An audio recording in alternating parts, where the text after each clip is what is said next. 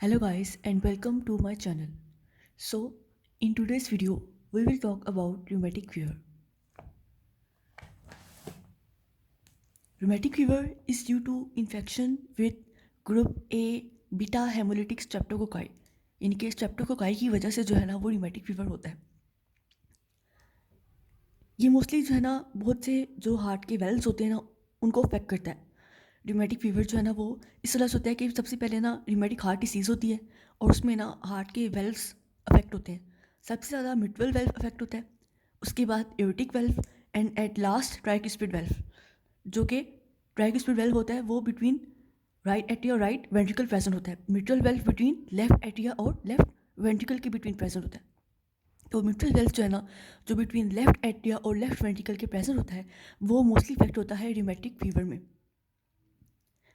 इसमें ना क्या होता है कि मिट्रल वेल्व की जो है ना वो रिगुर्जिटेशन स्टार्ट हो जाती है और इसमें जो है वो इसी वजह से रिमेटिक फीवर होता है.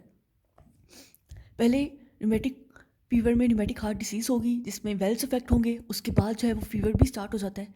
इसके अंदर जो रिमेटिक फीवर में और भी मेजर क्राइटेरिया हम इसको जो क्लासीफाई करते हैं वो होता है जॉइंट्स में माइग्रेटरी पोली आर्थराइटिस हो सकता है, हार्ट में कार्डाइटिस हो सकता है, स्किन में नड्यूल्स बन जाते हैं और जो साथ में ना एरिथीमा मार्जिनेटम एक टर्म होती है जिसमें ना रैशेस बन जाते हैं with ring margins on the skin. And at last Sydenham chorea. Sydenham chorea जो होता है ना that is involuntary irregular movements of the limbs and the face. इनके जितने भी फेस के और लिम्स की जो इरेगुलर इनवॉलेंट्री मूवमेंट्स होती हैं ना उनको हम कहते हैं साइडेनहाम कोरिया. तो ये हो गए 5 पॉइंट्स ऑफ र्यूमेटिक फीवर के. र्यूमेटिक फीवर में क्या क्या होता है? र्यूमेटिक फीवर में सबसे पहले जॉइंट्स इफेक्ट हो सकते हैं, हार्ट इफेक्ट हो सकता है, स्किन में नोड्यूल्स बन सकते हैं, एरिथीमा मार्जिनेटम हो सकता है और साथ ही साथ साइडेनहाम कोरिया जो कि इरेगुलर मूवमेंट्स होती हैं.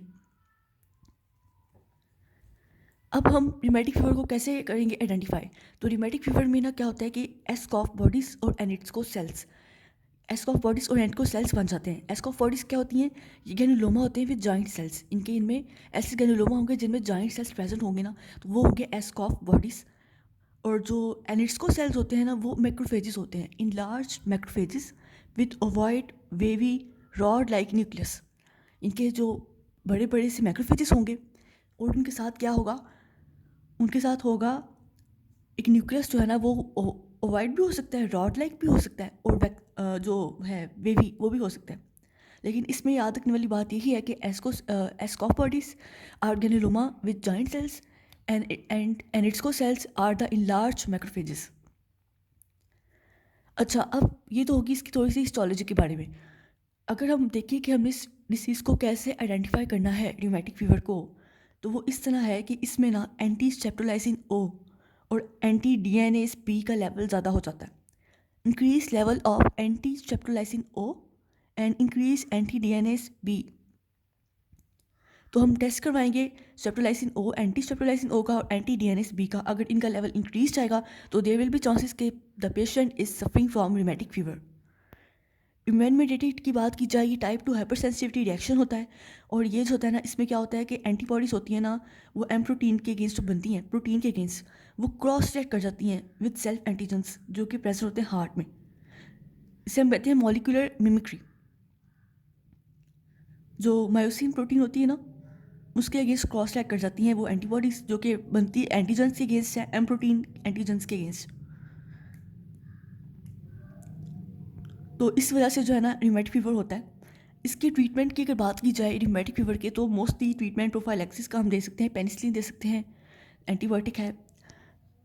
तो ये था र्यूमेटिक फीवर के बारे में. Next we will study about syphilitic heart disease. Syphilitic heart disease जो होती है ये टर्शियरी सिफिलिस जो होता है ना वो डिस्टर्ब कर देता है एओर्टा का जो वेजा वेजोरम होता है उसको, जिसकी वजह से जो है ना क्या होता है कि जो एओर्टा होता है ना वो डायलेट कर जाता है, डायलेशन ऑफ एओर्टा हो जाती है और उसके वेल्व रिंग्स की भी. जो एओर्टिक रूट होगी ना जहाँ से ऑब्वियसली एओर्टा अराइज करता है एओर्टिक रूट, वहाँ पे कैल्सिफिकेशन नज़र आ सकती है और बाकी जगह पे भी असेंडिंग आर्च ऑफ एओर्टा में भी और थोरेसिक एओर्टा में भी. इसकी वजह से ना सिफिलिक हार्ट डिसीज़ की वजह से ट्री बार्क अपीयरेंस हो जाती है एओर्टा की, tree bark appearance of aorta. So basically याद रखने वाली बात सिप्लिक हार्ट डिसीज़ में यही है कि इसमें जो है वो एन्यूरिज्म होता है असेंडिंग एओर्टा का, आर्च ऑफ एओर्टा का, और उस एन्यूरिज्म की वजह से एओर्टा जो है ये नीचे डायलेट कर जाता है।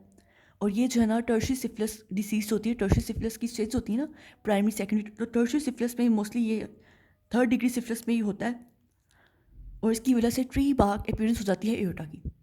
Thank you.